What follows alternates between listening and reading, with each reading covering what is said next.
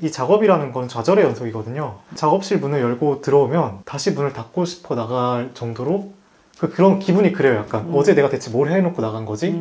라는 생각이 드는데 거기서 약간 회복 탄력성을 부여해주는 게 정확한 루틴.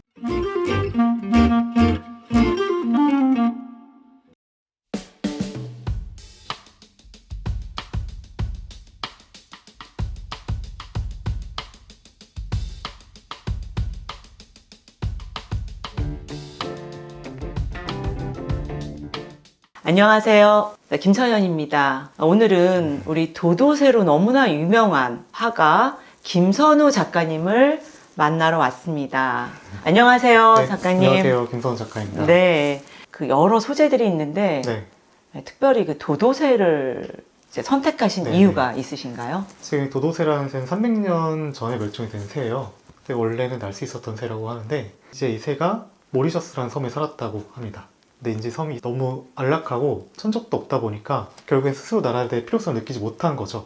그러던 와중에 포르투갈 사람들이 이 섬을 처음 찾았고 결국에는 모두 멸종시키게 되는데요. 저는 이런 얘기가 우리 현대인들한테 어떤 메시지가 된다는 생각을 하게 됐어요. 우리 현대인들도 이 현실 속에서 안주하면서 자기만의 무언가를 찾지 않는다면 결국에 도도새처럼 자기만의 고유한 무언가를 잃어버리게 되지 않을까라는 생각이 돼서 이 도도새를 통해서 현대인의 꿈과 가능성 그리고 자유에 대해서 이야기를 하고 있습니다.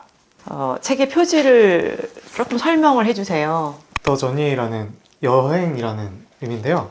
도도새들이 이렇게 보시면 풍선을 타고 어딘가로 날아가고 있어요. 근데 이제 아까 말씀드렸던 것처럼 원래 도도새는 이제 날 수 있었는데 못 날게 돼서 멸종한 새거든요. 근데 제 작품 속에서는 그런 도도새들이 자기의 날개가 아니라 다른 수단을 통해서 다시 비상을 하고 있습니다. 저는 이런 모습들을 통해서 우리 현대인들한테 있어서 어떤 새로운 가능성에 대해서 그걸 찾아 나설 수 있는 용기라던가 화두를 좀 던져드리고 싶다는 생각을 하고 있어요. 그래서 저는 이 김선우 작가님께서 이 도도새의 이런 천적이 없을 때 말씀하신 것처럼 결국은 다 잡아먹고 다 퇴화하고 그런데 결국은 꿈이라는 거 당장 날지는 못해도 꿈을 잃지 않아야 되고 그 다음에 날개가 없다면 뭔가 꿈을 대변해 주는 게 어떤 걸까. 그리고 도도새가 이렇게 다 날고 있는 것도 아니고요. 책에 보면 이렇게 휴식을 취하는 도도새도 있어요. 그러니까 제가 이런 작업을 시작했던 큰 이유 중에 하나가 정말 우리 젊은 세대가 이전 세대랑 정말 다른 상황에서 커왔잖아요.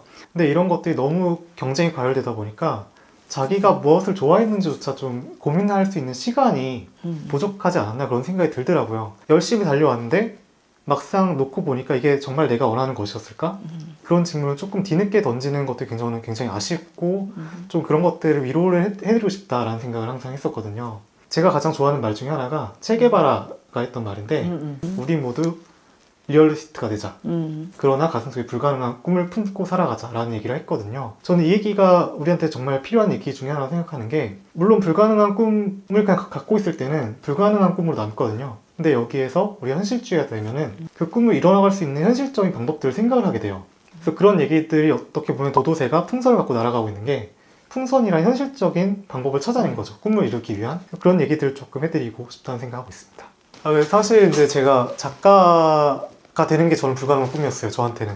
근데 저는 너무 작가가 되고 싶어서 리얼리스트가 되자고 얘기했던 것 중에 하나가 그걸 위해서 다양한 일들을 했어요. 제 꿈을 이루기 위해서 거기에 연관된 일들 그리고 어떻게 보면 일이 나의 직업이 될 수 있도록 할 수 있는 실질적인 방법들에 대해 항상 고민했던 것 같아요.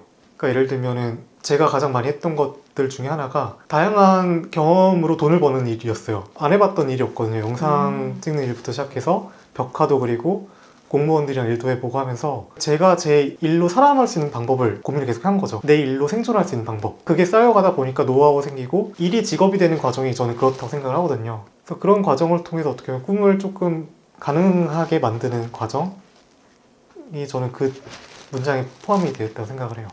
놀라워요. 그렇게 고생 안 했을 것 같은데. 일화가 있어요. 첫 번째 작업실이 을지로에 있었는데 그 작업실이 1평짜리 페인트 창고였어요. 그러니까 이제 구청에서 예술가들한테 이제 공간을 지원해준 프로젝트였는데 그 공간을 받는 대가가 지역을 위해서 예술 활동을 해야 되는 거였어요. 예를 들면 지역 주민한테 미술 교육을 시킨다던가 벽화를 그린다던가 그런 일들을 통해서 이제 어떻게 보면 요령이 많이 생긴 거죠. 내 일로 어떻게 보면은 삶을 이끌어갈 수 있는 방법, 실질적인 방법.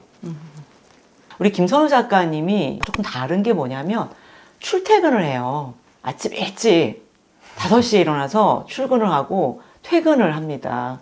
보통 이제 화가나 작가분들은 밤늦게 작업을 하고 그 올빼미형이라 그러죠. 이렇게 결정하시고 뭐 이렇게 하시는 이유가 있으세요? 저는 일단은 그런 게 있어요. 하루를 시작하는 시간 자체에 큰 의미를 저는 두거든요.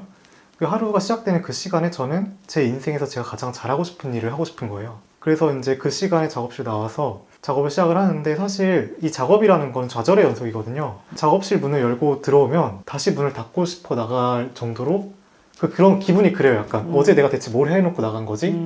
라는 생각이 드는데, 거기서 약간 회복 탄력성을 부여해주는 게 정확한 루틴? 사실 우리 인체가 새벽 5시를 가장 싫어한다고 하더라고요. 근데 그 시간을 이겨내고 작업실에 딱 나왔을 때 성취감이 굉장히 크거든요. 그러니까 그런 것들이 어떤 좌절에서 조금 회복할 수 있는 용기를 주는 것 같아요. 제가 하는 일이 저를 완전히 대표하는 성격의 저는 직업이거든요. 그러다 보니까 그래서 더 엄격해지는 것 같아요. 저 자신한테 더 잘하고 싶고, 거기에 대한 결핍과 이제 그 결핍을 채우고 싶은 욕망이 크다 보니까 그러고 싶지 않아도 그렇게 하게 되는 것 같아요. 결국에는 그걸 다 통틀어서 얘기하면은 내 일에 대한 애정이죠.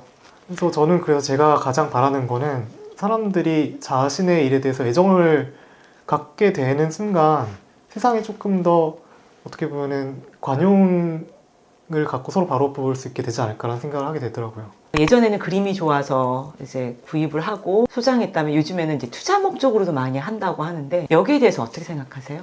제 경험상 그렇게 시작을 하시더라도 결국에는 그걸 시작으로 좀 더 예술에 입문하는 계기가 되신다고 저는 생각을 해요. 그게 이제 어쩔 수 없이 결국에는 예술작품이란 건 돈하고 뗄 수가 없는 관계다 보니까 어떻게 보면 조금 슬프기도 하죠. 내 작품을 돈으로만 바라보는 분들도 있긴 하니까. 근데 또 이제 결국에는 거기에 감정을 이입하게 되시는 것 같아요. 제 경험상. 이 책의 독자들 또 작품을 좋아하는 분들에게 하시고 싶으신 말씀 있으면 해주시고요. 저는 일단 이 책이라는 매체를 저는 되게 좋아해요. 왜냐면 제가 작업을 할 때도 보통 음악보다는 책을 들으면서 작업을 하거든요. 근데 제가 이 책을 좋아하는 이유 중에 하나가 제일 어려운 문제가 삶을 살아간다는 거잖아요.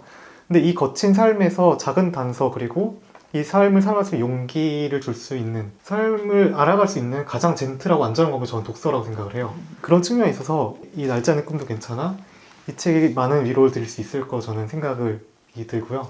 그러니까 제가 작업을 하는 이유 중에 하나가 어떻게 보면 제 개인적인 문제에서 시작을 했지만, 작업을 하다 보니까 내 문제가 나만의 문제가 아니라 세상의 문제이기도 하구나라는 걸 깨달았고, 거기에 대해서 공감을 해주셨기 때문에 제 작업이 많은 사랑을 받는다고 저는 생각을 하거든요. 그래서 저는 앞으로도 이제 이런 활동을 통해서 조금이나마 위로를 드릴 수 있도록 좋은 작업을 보여드리도록 하겠습니다. 네, 우리 김선우 작가님의 작품을 보게 되면 물론 아름답고 예쁘고 희망과 꿈을 주는 것도 있지만, 나에게 이런 천적들이 있는 거, 환경의 어려움, 약간의 불편함이 나를 더 성장시킬 수 있고 내 날개가 퇴화되지 않도록 도와줄 수 있구나라는 거를 좀 보게 됩니다. 이 책하고 그림이 우리가 직접 가지 않더라도 전달이 되는 걸 전 많이 느끼는데요. 예를 들면 제가 중국의 작가 작품을 전시장에서 보고 또 제가 우연히 소장을 했다가 나중에 그들을 만났을 때 오랫동안 교류해왔던 감정을 느꼈어요. 우리 김선우 작가님도 그랬거든요. 네. 작품을 계속 보고 접하다 보니까 김선우 작가님을 처음 만났을 때 낯설지가 않았어요. 네, 그리고 또 하나는 이 책이 왜 중요하냐면 잘 읽을 수 없어도 그림을 보고 느낌이라는 게 사람들이 느끼거든요. 그래서 제 책이 한글판인데 중국을 다니고 일본을 다니게 되고 저도 없는 사이에 이렇게 돌아다니다 보니까 사람들이 많이 기억해주고, 제 책이 중국에 가니까 이미 많은 사람들이 읽고 있고 일본도 마찬가지예요. 저는 이제 글을 쓰는 또 저자 입장에서 또 이렇게 작품을 또 그림을 그리는 화가의 입장에서 어찌 보면 우리가 직접 다니지 않아도 움직이는 하나의 풍선 역할을 하는 것 같아요. 여러분 오늘 감사드리고요. 그리고 우리 김선우 작가님께 감사드립니다. 그럼 여기서 우리 인터뷰는 마치도록 하겠습니다. 고맙습니다. 네, 감사합니다.